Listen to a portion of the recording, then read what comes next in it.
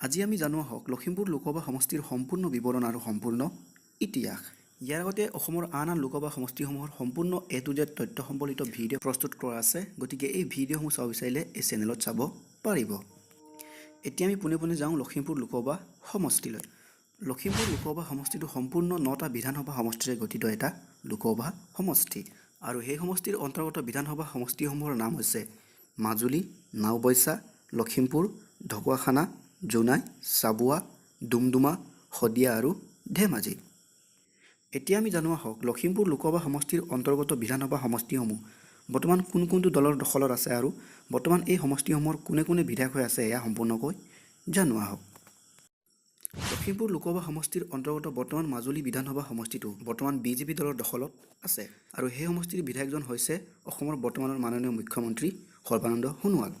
ইয়াৰ পাছতে 2 নম্বৰত লখিমপুৰ লোকসভা সমষ্টিৰ অন্তৰ্গত আন এক বিধানসভা সমষ্টিটো হৈছে নাওবৈচা। বৰ্তমান নাওবৈচা সমষ্টিটো AIUDFৰ দখলত আছে, আৰু এই সমষ্টিৰ বৰ্তমানৰ বিধায়কজনৰ নাম হৈছে মামুল ইমদাদুল হক চৌধুৰী।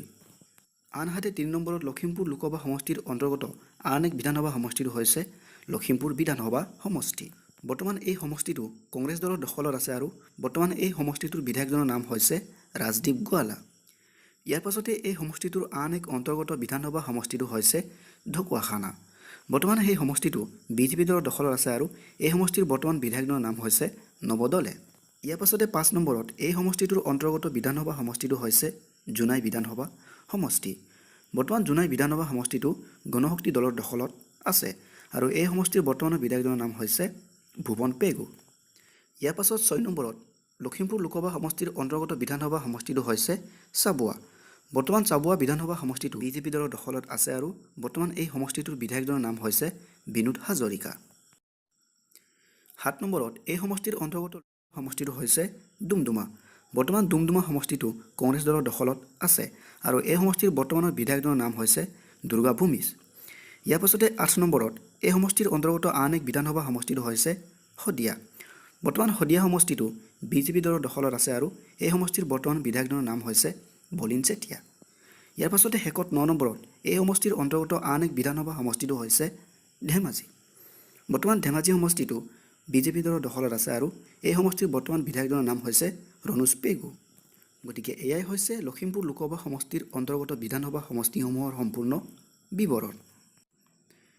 এতিয়া আমি জানো আহক লখিমপুৰ লোকসভা সমষ্টিত পৰ্যায়ক্ৰমে হোৱা সাংসদসমূহৰ নাম।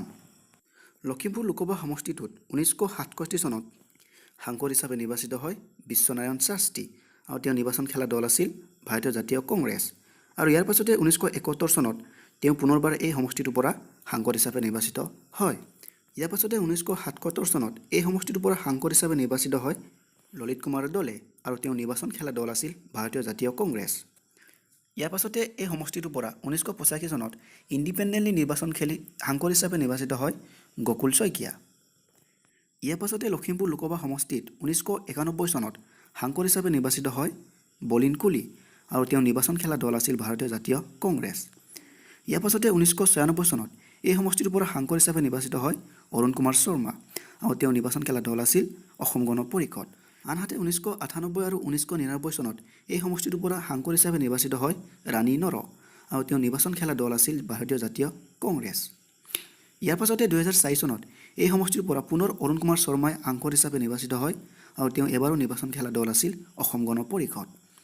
ইয়াৰ পাছতে 2009 চনত এই সমষ্টিৰ পৰা পুনৰবাৰ ৰাণী নৰই সাংসদ হিচাপে নিৰ্বাচিত হয়, আৰু তেওঁ নিৰ্বাচন খেলা দল আছিল ভাৰতীয় জাতীয় কংগ্ৰেছ।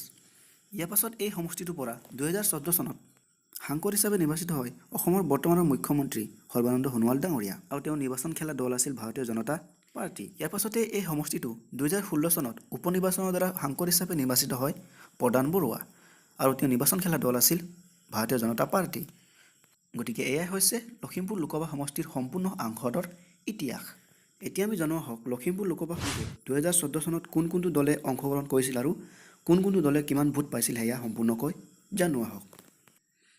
2014 চনত এই সমষ্টিটোৰ পৰা নিৰ্বাচনত অৱতীৰ্ণ হৈছিল বিজেপি দল, কংগ্ৰেছ দল, AJP দল, AIUDF দল আৰু তৃণমূল কংগ্ৰেছ দল। আৰু এই নিৰ্বাচনত অৱতীৰ্ণ হোৱা প্ৰাৰ্থীসকলৰ নাম আছিল এনেদৰে: বিজেপি দলৰ পৰা নিৰ্বাচনত অৱতীৰ্ণ হোৱা প্ৰাৰ্থীজনৰ নাম আছিল সৰ্বানন্দ সোণোৱাল, কংগ্ৰেছ দলৰ পৰা নিৰ্বাচনত অৱতীৰ্ণ হোৱা প্ৰাৰ্থীজনৰ নাম আছিল ৰাণী নৰ, AJP দলৰ পৰা নিৰ্বাচনত অৱতীৰ্ণ হোৱা প্ৰাৰ্থীজনৰ নাম আছিল হৰিপ্ৰসাদ দিহিঙা। AIUDF দলটোৰ পৰা নিৰ্বাচনত অৱতীৰ্ণ হোৱা প্ৰাৰ্থীজনৰ নাম আছিল মামুল ইমদাদুল হক চৌধুৰী। আৰু তৃণমূল কংগ্ৰেছ দলটোৰ পৰা নিৰ্বাচনত অৱতীৰ্ণ হোৱা প্ৰাৰ্থীজনৰ নাম আছিল দেৱগোহাঁই বৰুৱা। আৰু এই নিৰ্বাচনত অৱতীৰ্ণ হোৱা প্ৰাৰ্থীসকলে ভোট পাইছিল এনেদৰে: BJPৰ পৰা সৰ্বানন্দ সোণোৱাল ডাঙৰীয়াই পাইছিল 6,12,543টা, ৰাণী নৰই পাইছিল 3,20,405টা, হৰিপ্ৰসাদ দিহিঙাই পাইছিল 81,753টা, মামুন ইমদাদুল হক চৌধুৰীয়ে পাইছিল 37,343টা আৰু দেৱগোহাঁই বৰুৱাই পাইছিল 9,095টা। আৰু এই সমষ্টিটোৰ পৰা 2014 চনৰ নিৰ্বাচনত 9টা ভোটান্তোত ভোট গৈছিল 11,204টা। গতিকে এয়াই হৈছে লখিমপুৰ লোকসভা সমষ্টিৰ সম্পূৰ্ণ বিৱৰণ আৰু সম্পূৰ্ণ ইতিহাস। ভিডিঅ'টো চাই কেনেকুৱা পালে জনাব আৰু ভিডিঅ'টো ভাল পালে লাইক কৰিব আৰু আমাৰ পৰৱৰ্তী ভিডিঅ'সমূহ চাই থাকিবলৈ আপুনি আমাৰ চেনেলটো ছাবস্ক্ৰাইব কৰিব। ধন্যবাদ। জয় আই অসম।